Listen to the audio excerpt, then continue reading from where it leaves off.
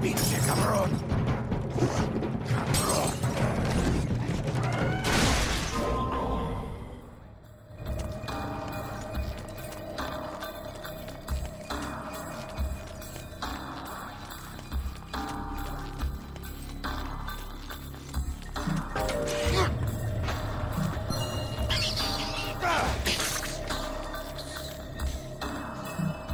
The man who never had his fill.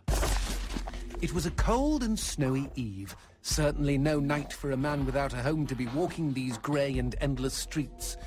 Inside the pizza parlour, George Reed spun a lively tune on his harmonica.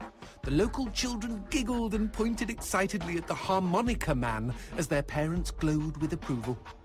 His reward would be all the pizza he could eat, 6 pies at least, and a warm bed in one of these folks' homes. He knew they were good for it. But when he tucked in for the night, George had not had his fill. As the years and calories stacked up, most men would have got older and fatter. Yet for all he consumed, George only got thinner as he washed from town to town. Tapeworm. Tonight he plied his trade with some grannies and orderlies in a nursing home. Hoo-ah-ha! His harmonica filled the room with joy. After devouring 3 helpings of pork chops and mashed potatoes, he eyed the plate of the old woman next to him. Juice dribbled down his chin. "Go ahead, Georgie," she said. "You're such a good boy. You shouldn't have to starve." But George had not had his fill. Early the next morning, he was already on the freeway with his thumb in the air. "Where are you headed?" said the man in the truck. "Nowhere," said George. "Anywhere." It was a new decade, and tonight George played to an all but empty bar in the city. He had lost a lot of weight. Afterwards, the only woman in the joint took the stool next to him and asked him his name.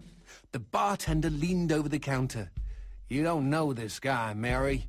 George is famous, been all over the tri-state area." With a wink, he added, "Man's insatiable." And that night, George proved it as he buried his face in Mary's beaver. Holy woodland creatures! Attaboy, George! Attaboy, George! "Play that harmonica," she purred. But even after 5 trips to heaven and back, he had not had his fill. The morning after was an awkward affair as they stared at each other over coffee. One wanted to feel more, the other just wanted to feel. In his final days, George was all skin and bones. I can relate, except for the skin part. His last meal had been a mistake. It was on a sidewalk one night in a small suburban town that he came across the boy. Hungrily, and with an agonized grimace, he opened his mouth to beg for help.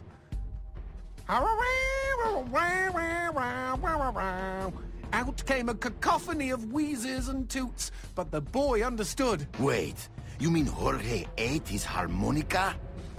Once he was alone, George Reed looked at the candy bar he held in one hand and began to cry.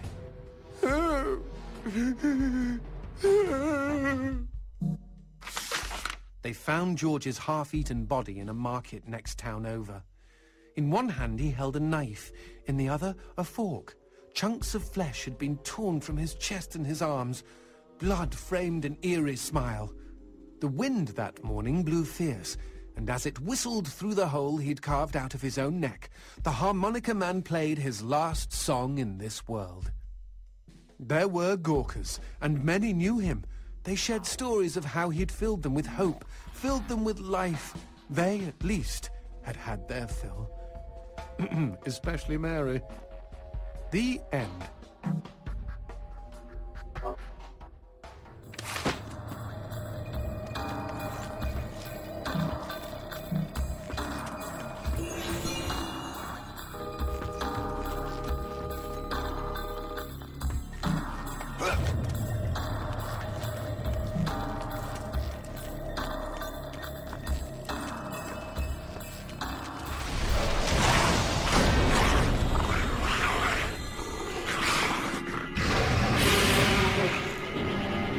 Cheeky him! He doused our goat! Then let's put out some lights of our own.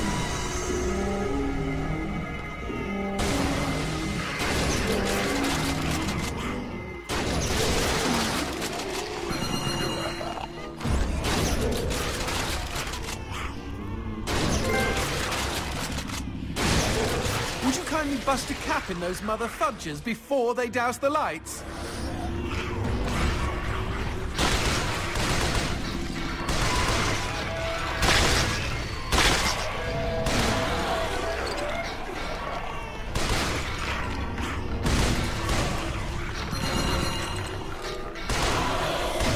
We never finished talking about you kidnapping Paula. I didn't kidnap her. You hauled her out of a skip. Isn't that illegal in some states? What did she say? Nothing. Not for weeks. I was afraid to even touch her, you know? Like she didn't belong to me. To anyone. But something changed. There was a phone call.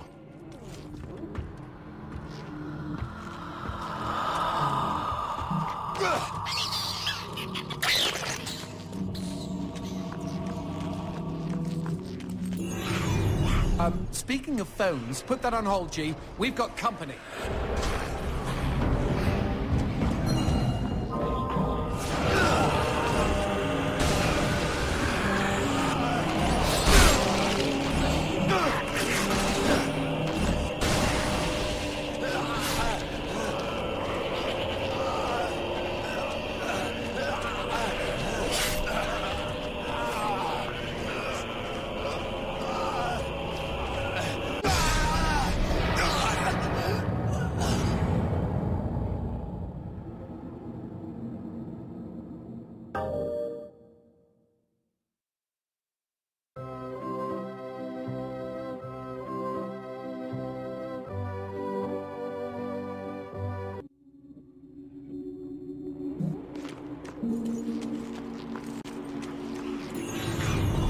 Put that on hold, G. We've got company.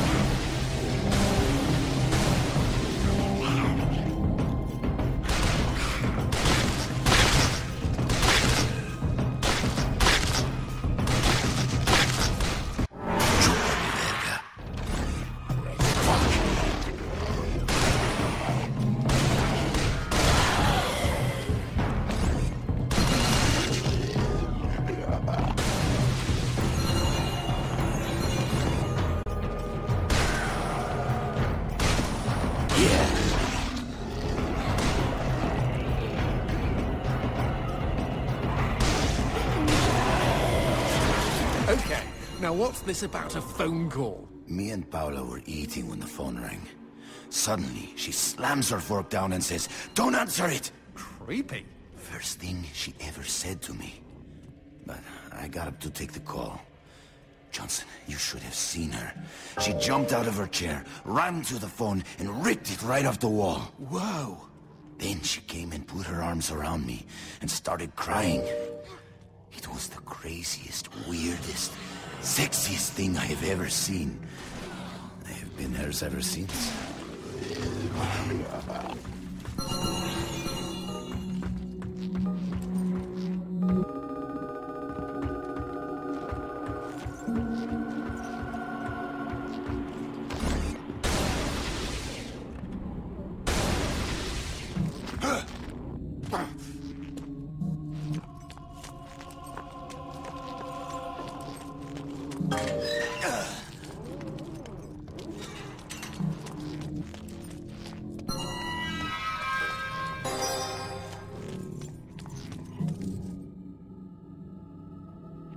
What? Demons don't like teeth? The gun laws here are very strict. Haven't you wondered why they don't shoot back? You and I are violating almost every rule in the book. Heck, I'm practically made of teeth.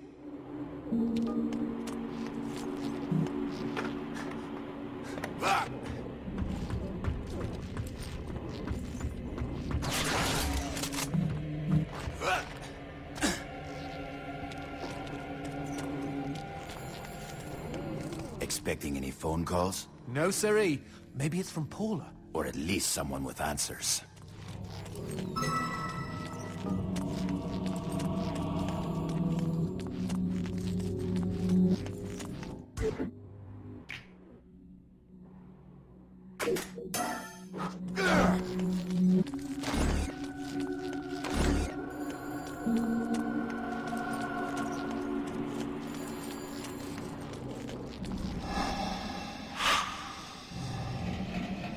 Dios mío. Paula, is that you? When will this fucking torture end? Ah! From hottie to hamburger, just like that.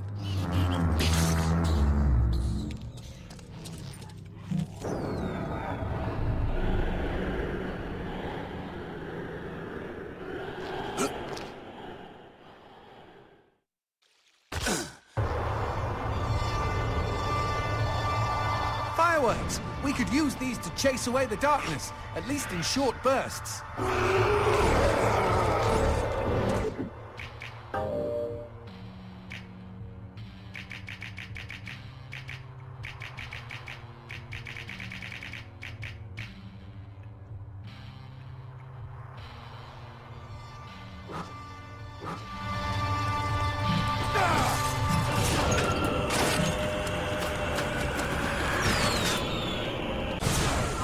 Just look at them. Fiery sprinkles in a great big chocolatey sky. Johnson, shut up.